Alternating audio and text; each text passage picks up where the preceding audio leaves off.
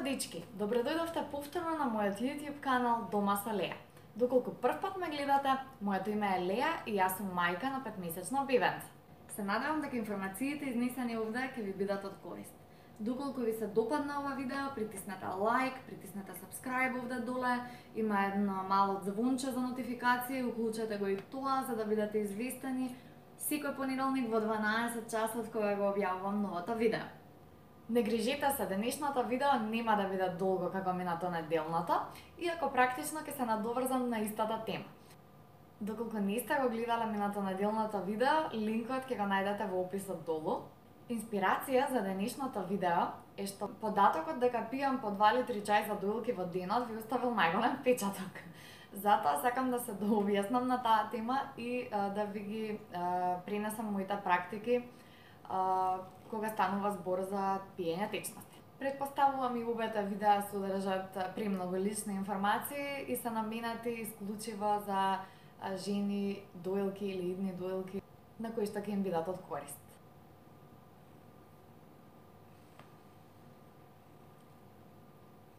Знаеме дека е потребно да се пијат доволно течности во текот на денот, дека доколку не внесуваме доволна течност можеме лесно да дехидрираме и дека тоа има своји последици кои што многумина од нас ги чувствуваат секојдневно. Препорачена дневна доза на течност е 2 литри, односно 8 чаши, но не верувам дека многумина од нас доаѓаат до таа количина во текот на обични денови.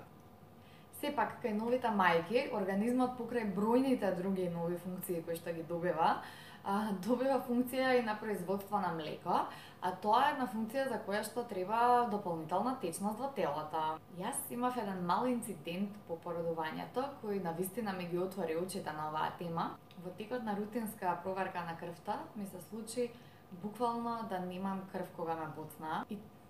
Сестрата рече дека морам да пијам повеќе вода, иако јас имав испиено веќе литар течности тоа утро, сватив дека нема компромис околу тоа колку многу течности треба да се внесуваат во текот на еден ден.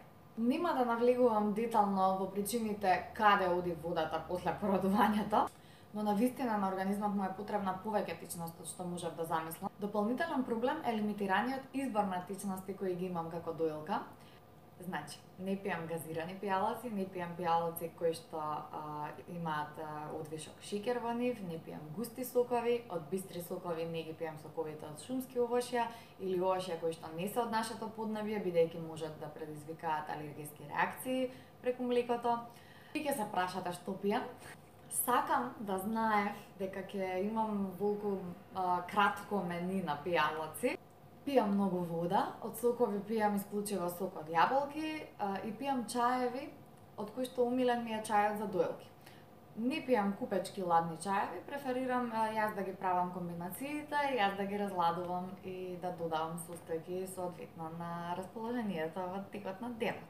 Не сум на норма за тоа колку течност ќе испијам, но водата и чаевите ги сипам во шишенце од по пола литар и така полесно имам контрола и можам да бројам колкава количина на течност сум внела. Обично тоа се околу 6 шишенца вода, значи околу 3 литри вода, 3-4 шишенца чај и задолжително по еден сок од јаболко, 1 литар во текот на денот. Телото не ги задржува непотребните течности, се изнаслушав за тоа дека многу течност ќе те подуе, ќе останеш за секогаш дебела и проширена, тоа не е вистина. Телото си има начин да си ги регулира тие работи без воопшто да приметите и без да се замарате. Мислам дека таа ситуација доаѓа како шок кај жената, доколку не е подготвена на компромисот што треба да го направи. Бидејќи пред да се породам воопшто не размислував, ниту пак налетав на информацијата дека нема да смеам да пијам толку работи. Па да, не смеам да пијам алкохол, не смеам да пијам многу кафе најверојатно и тоа е се. Сепак мислам дека е најважно мајката да е среќна и да е помирена со причината зошто се самодисциплинира на ваков начин. Фактот дека неколку месеци дисциплина ќе придонесе толку многу за здравјето и добросостојбата на моето бебе, мене секој ден ми дава елан да се придржувам до овие самозададени правила. Исто така, мислам дека при одржување на било каков режим на храна или на пијалоци е важно да се има секогаш во вид причината зошто се прави тоа. Со овие работи решив да експериментирам. Најпрво пиев по 1 филџан кафе во денот, го наблюдував однесувањето на моето бебе и неговите навики за спиење, доколку ја зголемувам дозата, и кога утврдив дека нема промена, преминав на 3 филџани кафе на ден и сите. Многу би сакала да се гледаме секој понеделник во 12 часот, затоа ако ви се допадне ова видео, притиснете лайк, притиснете subscribe овде долу. Имајте прекрасна недела, а ние ќе се видиме наредната со нови информации во врска со мајчинството, со домот и со предизвиците кои ги очекуваат новите мајки. Поздрав!